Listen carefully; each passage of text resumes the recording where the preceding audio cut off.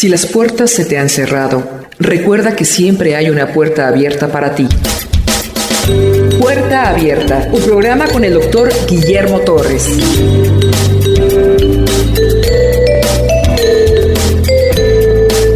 Juan capítulo 8, la mujer adúltera o la mujer que adultera. Este pasaje no aparece en el libro de Juan original, parece que fue agregado posteriormente. Sin embargo, creemos que es digno de un estudio porque no contradice la ética de Jesús y tampoco su enseñanza, sino al contrario la avala. Además, creemos que fue un hecho que realmente sucedió en el atrio de las mujeres. Usted se da cuenta que como que sí está inserto, porque acabamos de dejar a Jesús que acaba de decir que de él correrán ríos de agua viva. Y si ese pasaje de la mujer adúltera no existiera, usted brincaría inmediatamente de ríos de agua viva a yo soy la luz del mundo. Juan 7:37. En el último gran día de la fiesta, Jesús se puso en pie y alzó la voz diciendo: si alguno tiene sed, venga a mí y beba, que el que cree en mí, como dice la Escritura, ríos de agua viva correrán en él. Si no existiera el tema de la mujer adúltera, inmediatamente usted pasaría a yo soy la luz del mundo. Como que si hay una pérdida de la continuidad. Jesús se fue al monte de los Olivos, por la mañana volvió al templo. Estando enseñando, los escribas y fariseos le trajeron una mujer caída en infraganti, en adulterio. Esa pregunta es una pregunta muy difícil. Jesús está en una encrucijada. ¿Va a negar la ley de Moisés? ¿Va a defender a esta pecadora? ¿Va a estar en contra del séptimo mandamiento? Si Jesús dice que si hay que apedrearla, ¿dónde quedó ese maestro piadoso? Si Jesús dice que no hay que apedrearla, está justificando a una pecadora. Está en contra de la ley de Moisés, pero además si dice apedréenla, está en contra de la ley de Roma, que solo ellos podían matar a través de juicio. 5. En la ley nos mandó Moisés apedrear a tales mujeres, a mujeres de esta clase. Tú pues, ¿qué dices? Jesús usa una estrategia dilatoria, una estrategia de tardanza para dar tiempo.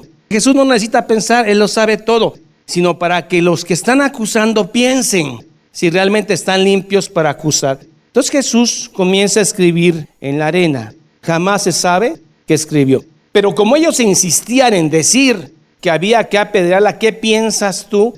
Jesús se levantó y le dijo: el que esté limpio de culpa, tire la primera piedra. ¿Qué decía la ley de Moisés en cuanto a los testigos? Vayamos a Deuteronomio 17:5.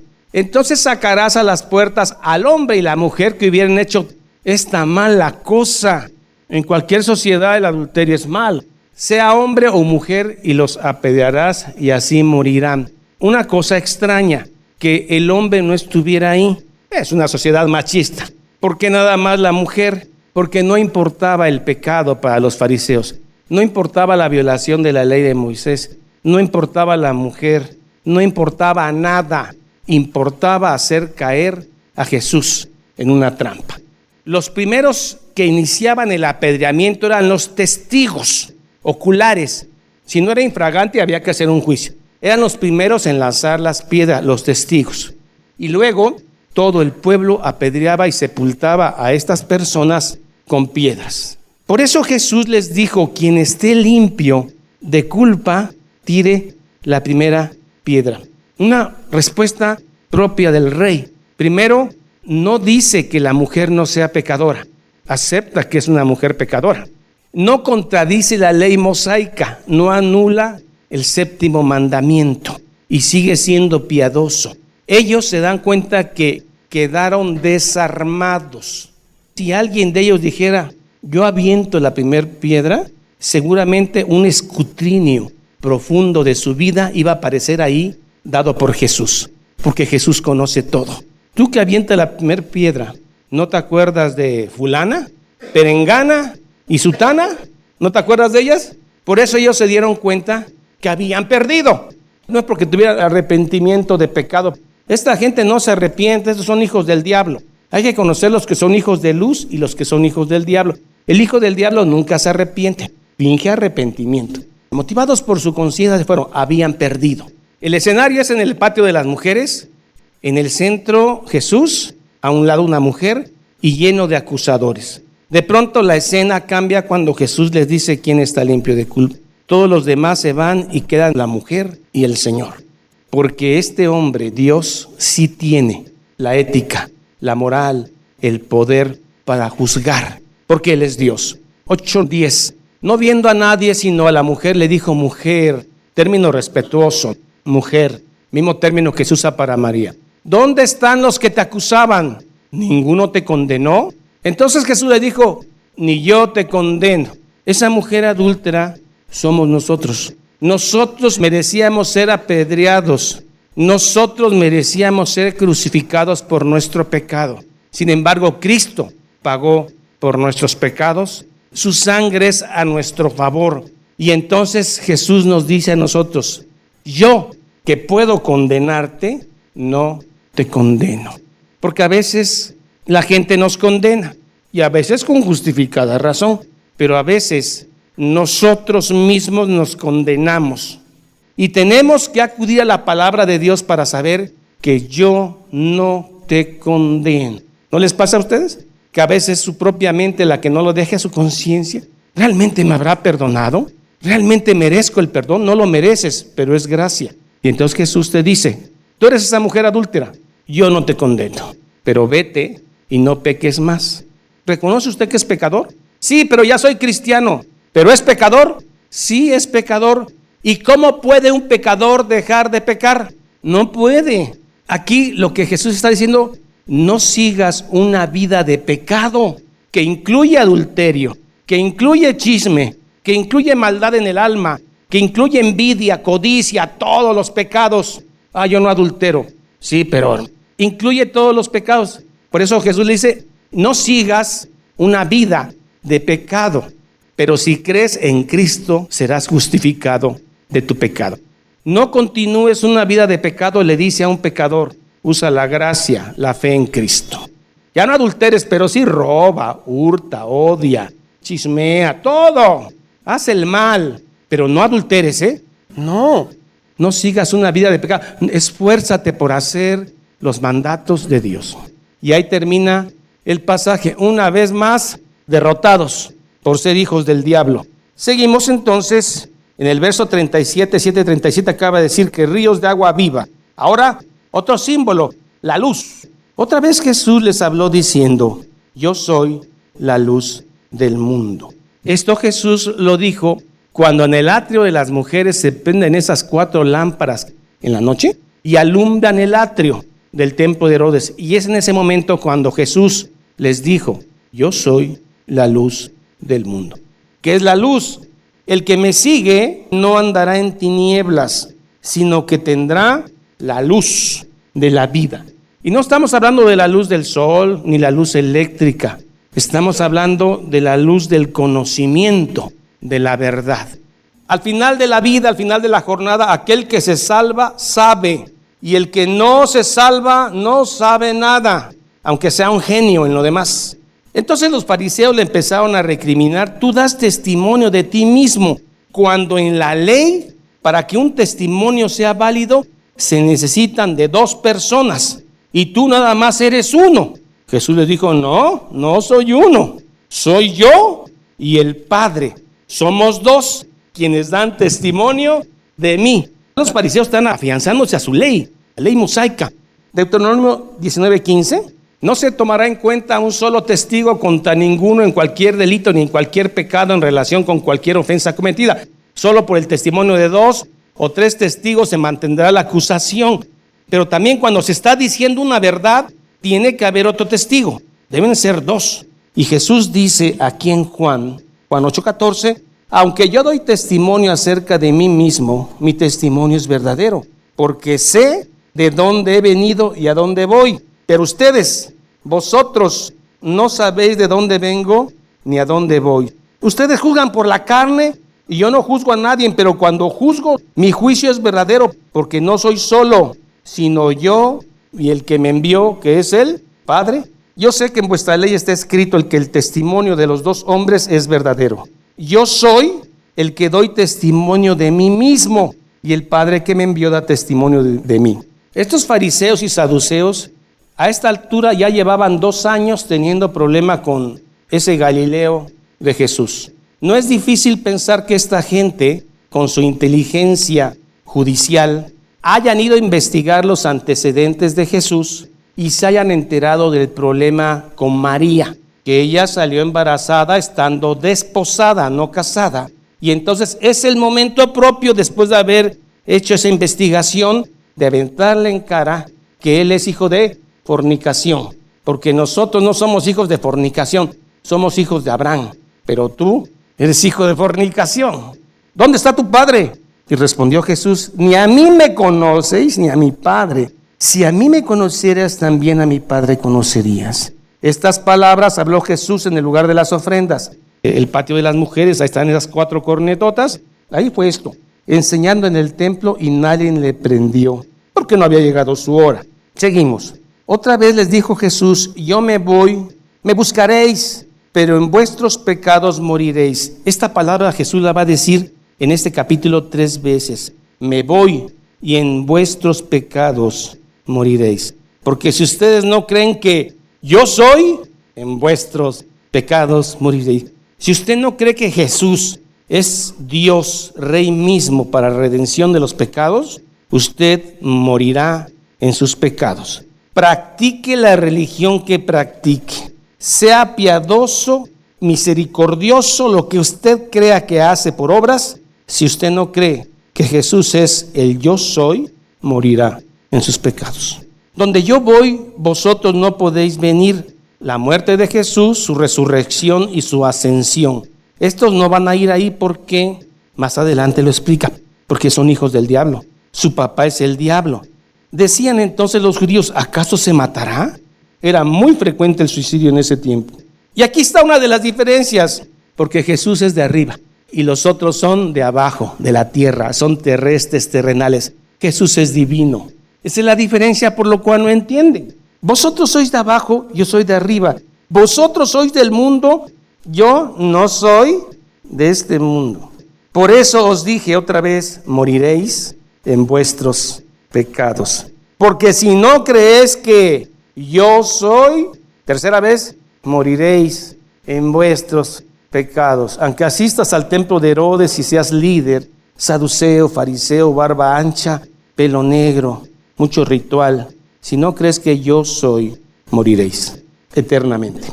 Entonces les dijeron: bueno, ¿y tú quién te crees? Ya se los he dicho desde el principio.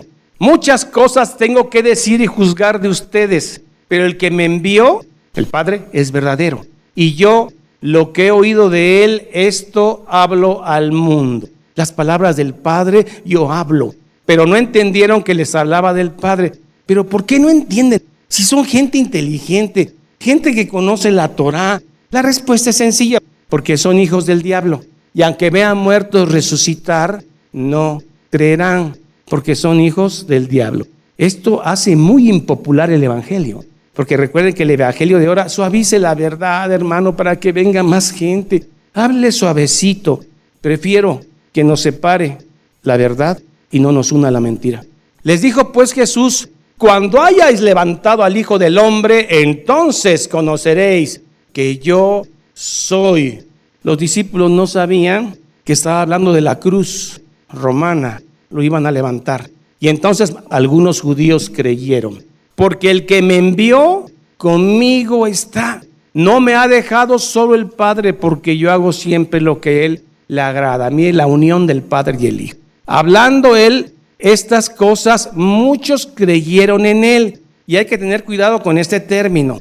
Pero vamos a ver quiénes son los que creen en Él. Los que perseveran en la enseñanza de Cristo son los que creyeron en Él. Muchos creyeron en Él. Dijo entonces Jesús a los judíos que habían creído en Él: para decir que uno ha creído en Él, hay que cumplir este requisito: si vosotros permaneciereis en mi palabra, seréis verdaderamente mis discípulos. Esto es, si permaneciereis en mi palabra, si amares mi palabra, seréis mis discípulos. Vayamos a 1 Corintios 15:2. Pablo diciéndole a los corintios: si retenéis la palabra que os he predicado, el evangelio de Cristo, sois salvos. ¿Qué es retener? Tener en el corazón. Y si no, ¿qué pasa? Creíste en vano. No creíste. Creíste que creíste. Pensaste que eras salvo. Pero si no permaneciste en la palabra de Cristo, creíste que habías creído. Creíste en vano. Por eso la insistencia de los verdaderos predicadores de enseñar la palabra en abundancia. Dice la Biblia: more en ustedes la palabra en abundancia, para que se den cuenta que han creído. Si no, creíste en vano. Pero ¿qué tal si en lugar de escudriñar la palabra empezamos a mandarlos a congresos de autoestima cristiana, de autoayuda, de cómo ser una mejor ama de casa cristiana? Si no retenéis la palabra, no creíste. Y algo se va dando en el verdadero creyente. En él se empieza a dar una sed de la palabra. Empieza a haber una búsqueda intensa de la palabra. Pero quien no ha creído, porque no depende de uno, cada vez le interesa menos la palabra de Cristo. Y si en usted no ha nacido algo que diga: Señor, ¿por qué no me interesa tu palabra? Algo está pasando. No sea que al final creíste en vano. Hay muchas verdades y es peligroso, porque hasta tú mismo puedes tener tu propia verdad, pero no es ni la verdad externa ni tu propia, sino la verdad en Cristo. Y conoceréis la verdad, y la verdad os hará libre. ¿Quién me dice rápidamente qué es la verdad? Cristo. Muy bien. La más común: querer y poder hacer lo que yo quiero. Quiero irme a un barco, me voy. Viajar a las Bahamas, me voy. Y si quiero fumarme un cigarrito, me lo fumo. Todo un poquito, con sabiduría, porque soy libre. ¿Esa es la libertad? No. Recuerden que la libertad y la verdad van unidas. Si usted no conoce la verdad, no es libre. La verdad, una definición que me parece bíblica: conjunto de supremos principios. Abra un paréntesis y ponga sabiduría. Cierre el paréntesis. Conjunto de supremos principios, sabiduría, acerca de las realidades o verdades reveladas por Dios en Cristo. Verdades o realidades reveladas por Dios en Cristo. Esta es la verdad. Si usted conoce a Cristo, conoce la única verdad. El evangelio es absoluto, es extremo, es total, y el evangelio es radical. Para el mundo hay muchas verdades. Para el evangelio solo hay una verdad, y la verdad es Jesucristo. La verdad no es un concepto. La verdad es una persona, la persona de Cristo y lo que Él dijo. Y cuando conoces la verdad, eres libre. Por eso el que está unido a Cristo, como consecuencia, es libre. Por eso el apóstol Pablo en alguna carta se presenta: yo, esclavo de Jesucristo. ¿Por qué es esclavo de Jesucristo? Porque es libre. Pero el que es esclavo del pecado es esclavo de Él. Esta es la verdad, lo que Dios el Padre reveló por medio de Cristo. La verdadera libertad no es hacer lo que quieras, cuando quieras y como quieras. La verdadera libertad es estar sujeto a la verdad. Pero no hay verdad en el mundo, cada quien tiene su verdad. Sí hay una verdad radical, absoluta, y es Cristo. Y claro que el mundo no lo va a aceptar. Solamente los que son hijos de papá, los que han nacido de nuevo. Porque el otro grupo dice: estás loco. ¿Por qué no creéis en mi palabra? Porque sois hijos del diablo. Jesús les dijo: y conoceréis la verdad, y la verdad os hará libres. Pero estos hombres, como no están entendiendo, piensan que la libertad depende de un linaje, de un pueblo, de una religión. Por eso ellos dicen: no sabes lo que estás diciendo, carpintero. Linaje de Abraham somos. Descendemos de Abraham. ¿Cómo vamos a ser esclavos? Esclavos los macedonios, los griegos, los asirios, los egipcios. Linaje de Abraham somos y jamás hemos sido esclavos de nadie. ¿Cómo dices tú seréis libre? Cuando usted se da cuenta que es esclavo del pecado, es cuando usted le pide a Dios que lo libere. Pero si alguien no reconoce que es pecador, nunca va a ser libertad. Estos hombres no se sentían pecadores porque descendían de Abraham. Ellos están hablando de la esclavitud del pecado, porque no creo que tengan la desfachatez de decir que no han sido esclavos, cuando ya les pasó Egipto, Asiria, Siria, Grecia, Roma, le han pasado por encima, como para que digan, somos libres. No, están hablando de la libertad espiritual. Jesús les respondió, de cierto os digo, todo aquel que hace pecado, esclavo es del pecado, independientemente que desciendas de Abraham. El que es esclavo no es libre. Y todos éramos esclavos del pecado hasta que Cristo nos liberó con su verdad. Vete y no peques más, no sigas una vida de pecado. Todo aquel que hace pecado, esclavo es del pecado. ¿Seguimos? Y el esclavo no queda en la casa para siempre, él se va. El hijo sí queda para siempre, el esclavo se va. Así que si el hijo de Dios, Cristo, el hijo os libertare, seréis verdaderamente libres. Unido a Cristo estás unido a la verdad y eres libre. El mundo dice que no hay una sola verdad. Cristo dice que sí hay una sola verdad y es Él. Y punto. ¿Y quién lo va a creer? Los hijos de Dios. ¿Y quiénes no lo van a creer? Los hijos del diablo. Jesús sabe que es descendiente de Abraham. Sí mismo Jesús es descendiente de Abraham. Sé que soy descendiente de Abraham, pero procuras matarme porque mi palabra no haya cabida en vosotros. Abraham no era homicida. Lea la biografía de Abraham. Cuando le dijeron sal del sur de los caldeos, salió. Cuando le dijeron entrégame a tu Isaac, al que más amas, no hay Ismael, fue él y iba a entregar. Ese es Abraham, pero estos no son hijos de Abraham. Sois descendientes de Abraham, pero procuráis matarme, porque mi palabra, la de Dios, no haya cabida en ustedes. Yo hablo lo que he visto acerca del Padre. ¿Cuándo lo vio? Antes que el mundo fuera, en esa comunión que tuvo el Padre antes que las cosas sucedieran. Y vosotros hacéis lo que habéis oído acerca de vuestro Padre. Ah, sí tienen padre. Estos fulanos hijos de Abraham, sí tienen padre. No es Abraham, nada más que ellos no se han dado cuenta. Pero Jesús sí les va a decir quién es su papá. Jesús les dijo, si fueses hijos de Abraham, las obras de Abraham harías. Pero ahora me procuras matar homicidas a mí, hombre, que os he hablado la verdad, la cual he oído de Dios. No hizo esto Abraham. Ustedes no son hijos de Abraham. Vosotros hacéis las obras de vuestro padre. Aparte de Abraham, ¿tenemos un padre? Sí, el diablo. Ellos habían investigado el nacimiento de Jesús, el tema de María, que desposada había salido embarazada, y ellos tuvieron tiempo para investigar. Era el momento de decirle que él era producto de la fornicación. Entonces le dijeron, nosotros no somos nacidos de fornicación. Un padre tenemos que es Dios, que es el Dios de Abraham. Jesús entonces le dijo, si vuestro padre fuese Dios, que es el Dios de Abraham, ciertamente me amaríais. Usted ama a Cristo porque es su hijo. Usted no verá la ira de Dios. Usted no es vaso de ira. Usted es vaso de bendición. Finalmente vaso hecho de tierra, pero de bendición. Si vuestro Padre fuese Dios, ciertamente me amaríais, porque yo de Dios he salido y he venido. Pues no he venido de mí mismo, sino que Él, el Padre, me envió. Una pregunta y una respuesta que Jesús se hace. El mismo se responde. La pregunta es, ¿por qué no entendéis mi lenguaje? ¿Será que les falta inteligencia a estos hombres? ¿Será que no han leído la Torá? Digamos, entre comillas, ¿necesitan más Biblia? ¿Por qué no entendéis mi lenguaje? La respuesta es, porque no podéis. Nadie se puede salvar a sí mismo. Por eso no entienden mi lenguaje, porque no pueden. Porque no podéis escuchar mi palabra. A lo mejor la oyen, pero no la escuchan. La respuesta hasta aquí es sencilla, es radical. No pueden entender porque vuestro padre es el diablo. Así de sencillo.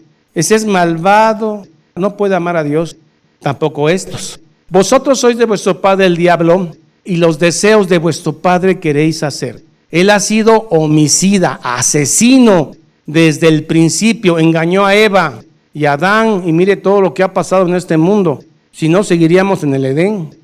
Y no ha permanecido en la verdad porque no hay verdad en él. Cuando habla mentira, del suyo habla, porque es mentiroso y padre de mentira. El diablo no puede hablar verdad porque va en contra de su naturaleza. Sigue su instinto, su naturaleza, y su naturaleza es homicida. Por eso no puede ser bueno nunca. Los hijos del diablo tienen una naturaleza. Usted se compra 5 serpientes cascabel. Les pone usted música, le saca a usted el veneno de vez en cuando en lo que usted las educa. Pero estas serpientes, un día que usted se duerma y no le haya drenado el veneno, lo van a morder porque es su naturaleza. Los escorpiones también así son. Los hijos del diablo tienen una naturaleza y los hijos de Dios tienen una naturaleza. Unos son corderos, otros son cabras y lobos. Eso es todo. La Biblia es radical. Y no ha permanecido en la verdad porque él es antiverdad. Y a mí, porque digo la verdad, no me creéis, porque ellos no aman la verdad. ¿Quién de vosotros me acusa de pecado? Pues si digo la verdad, ¿por qué vosotros no me creéis? Porque son serpientitas, son escorpiones, son hijos del diablo. El que es de Dios es pecador, pero tiene una naturaleza diferente. Es oveja. No es de que alguien es lobito, pero empieza usted a evangelizarlo y se empieza a transformar en oveja. Ahora ya después de 2 años, todavía tiene sus colmillotes, pero ya la mitad tiene colita de borreguita. No, el que nació ovejita es ovejita, cosa de evangelizarla. Y el que nació lobito es lobito. No mutan, hablo de naturalezas. Ahora usted no va a decir, yo voy a evangelizar a puro que tenga colita blanca y este tiene colmillo de lobito. No, usted va a evangelizar a todos. Porque usted no es el que va a seleccionar, es Cristo el que selecciona. Y usted tiene que evangelizar a todo mundo. El que es de Dios, las palabras de Dios oye. Por esto no las oís vosotros, porque no sois de Dios. Respondieron los judíos y le dijeron, no decimos bien nosotros que tú eres samaritano y que tienes demonio. ¿Hasta dónde se atreven? Si son hijos del diablo. Que tú eres samaritano, porque los samaritanos decían que no solo los judíos eran salvos. Ah, eres samaritano. 49. Respondió Jesús, yo no tengo demonio. Vamos a dejar las cosas claras. Yo no tengo demonio. Antes honro a mi Padre y vosotros me deshonráis. Pero yo no busco mi gloria. Hay quien la busca y juzga, a los fariseos. De cierto os digo que el que guarda mi palabra, ¿qué es guardar la palabra? El que la cree. El que guarda mi palabra nunca verá muerte. Está hablando de la segunda muerte, la muerte espiritual. Los judíos le dijeron, ahora conocemos que tienes demonio. Abraham murió y los profetas, y tú dices que el que guarda mi palabra nunca sufrirá muerte. Si aún Abraham, nuestro padre, y los profetas murieron, tú dices que no verán muerte los que te sigan. Esto es una locura. Si dices que tú no vas a morir y Abraham murió, entonces eres mayor que Abraham. Y los profetas murieron. ¿Quién te crees? Respondió Jesús, si yo me glorifico a mí mismo, mi gloria nada es. Mi Padre es el que me glorifica, el que vosotros decís que es vuestro Dios. Pero vosotros no le conocéis, mas yo le conozco. Y si dijere que no le conozco, sería mentiroso como ustedes. Y además guardo su palabra. Abraham, vuestro padre, se gozó de que había de ver mi día, lo vio y se gozó. El pacto con Abraham. Cuando Abraham se goza de que ve el día de Cristo, cuando ve la promesa que se le hace, cuando obedece de llevar a su Isaac al altar. Cuando se le da esa promesa, ve el día de Cristo a través de su hijo. Abraham, vuestro padre, se gozó de que había de ver mi día. Entonces le dijeron, no llegas a 50 años, ¿ya has visto a Abraham? Jesús les dijo, de cierto os digo, que antes que Abraham fuese, yo soy. El aoristo es un tiempo que no existe en castellano. Esto fue escrito en griego. El aoristo viene de 2 palabras. Sin, acéfalo, sin cabeza. Aoristo, es sin. Orizos es horizonte. La palabra aoristo quiere decir sin horizonte. Aoristo significa indeterminado, indefinido, ilimitado, sin horizonte. Aoristo es un tiempo de duración continua. Es algo progresivo que puede ser momentáneo. Puede ser un tiempo específico o un tiempo eterno. Jesús les dijo, de cierto os digo. Una mejor traducción de esto. Diciendo Yeshua a ellos, les dijo, de cierto les estoy diciendo. Antes que Abraham llega a estar siendo, antes de que Abraham existiera, yo estoy siendo. No es yo soy, porque si usted dice yo soy, como que se refiere al presente. Yo soy fulano, o sea, yo soy en este momento. Pero el griego no.